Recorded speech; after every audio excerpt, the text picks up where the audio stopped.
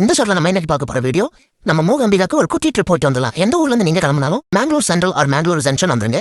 ஏன்னா நீங்க உடுப்பி கூட வரலாம், but Mangalore to Udupi single லைன்ங்கிறனால நீங்க மேங்களூர் வரதான் ஈஸியா இருக்கும். அங்கிருந்து 3.5 hours நீங்க மூகாம்பிகா ரீச் ஆயிடலாம். பட் மேங்களூர் டு உடுப்பிக்கே உங்களுக்கு சிங்கிள் லைன்ல போனோம்னா ட்ரெயின்ல போனோம்னா 3 hours ஆகும். ஸோ பெஸ்ட்டுவே உங்களுக்கு புரிஞ்சிருக்கும். மேங்களூர் வந்து அங்கிருந்து நீங்க பஸ் மார்க்கினே நீங்க கவர்மெண்ட் பஸ் எடுத்தீங்கன்னா உங்களுக்கு சிங்கிள் ஸ்டாப்ல மூகாம்பிகா 2.5 hours ரீச் ஆயிடலாம். ஆனால் பஸ் வந்து லிமிடெட் பஸ்ஸஸ் தான், மார்னிங் 6, 7 அவ்வளோதான். அதே இது நைட்டும் அதே மாதிரி ரிட்டர்ன் வந்து 8, 9 ஃப்ரம் மூகாம்பிகா டு மேங்களூர். இது private bus stand, state bank bus stand. இதோ இந்த பஸ் ஸ்டாண்ட் வந்துட்டீங்கன்னா உங்களுக்கு ஃபுல் டைம் பிரைவேட் பஸ்ஸஸ் இருக்கு. நீங்க ரீச் ஆயிடலாம் மூகாம்பிகாக்கு. ஆனால் 4 hours ஆகும். ஸோ இதோ நாங்கள் மூகாம்பிகா வந்துட்டோம். கோயில் பக்கத்துல வந்து நாங்கள் ஒரு ஸ்டேவும் போட்டோம். கோயிலுக்கு கிளம்பிட்டோம். இதுதான் சௌபர்ணிகா ரிவர். நீங்கள் எக்ஸாக்டாக பார்த்தீங்கன்னா சௌபர்ணிகா ஆருக்கு ஆப்போசிட்டில் தான் கோயில் அமைஞ்சிருக்கு. உங்களுக்கு சாமி தரிசனத்துக்கு நான் ஈஸியான ஒரு டிப் சொல்கிறேன். எல்லாருமே ஈவினிங் 6 o'clock இந்த தீபாராதனை டைமுக்கு தான் போவீங்க. பட் நீங்கள் தீபாராதனைக்கு முன்னாடி 3 மணிக்கே நடந்துட்டு வந்துடும். ஸோ 3 to 5 போனீங்கன்னா கூட்டம் கம்மியாக இருக்கும். நீங்கள் ஈஸியாக வந்து அம்மா தரிசிக்கலாம்.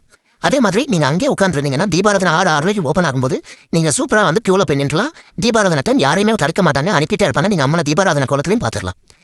அண்ட் கிளைமேட் நீங்கள் ஜூன், ஜூலை, ஆகஸ்ட்லாம் போனீங்கன்னா நாங்கள் போன இந்த மந்த் தான் பாருங்க, கிளைமேட் செமையான கிளைமேட். அங்கே நல்ல மழை பெஞ்சிட்டே தான் இருந்தது.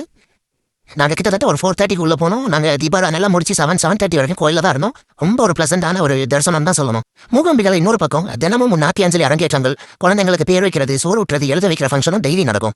அது போக நீங்கள் காலையில் 5 மணிக்கெல்லாம் வந்தீங்கன்னா நிர்மாலய தரிசனம் பார்க்கலாம். லிங்க வடிவில் தரிசனத்தை நீங்கள் காலையில் ரசிக்கலாம். 5 to 6 மணி வந்தீங்கன்னா கரெக்டாக இருக்கும். இதோ அங்கே தரிசனத்தை முடிச்சு ஒரு டீயை குடிச்சிட்டு பஸ் ஏறிட்டோம்.